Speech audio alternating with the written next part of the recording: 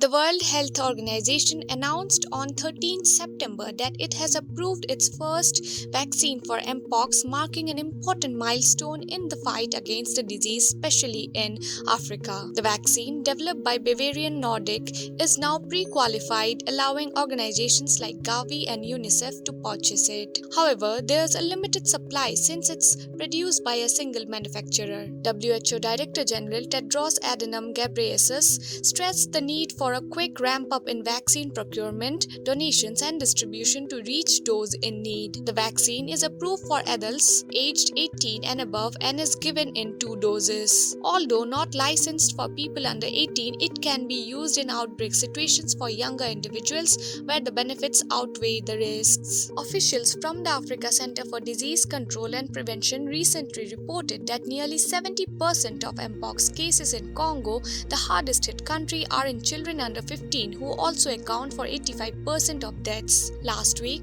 Africa CDC recorded 107 new deaths and 3,160 new cases shortly after launching a continental response plan with the WHO. Mpox, related to smallpox, typically causes milder symptoms such as fever, chills, and body aches, but severe cases can lead to lesions on face, hands, chest, and genitals.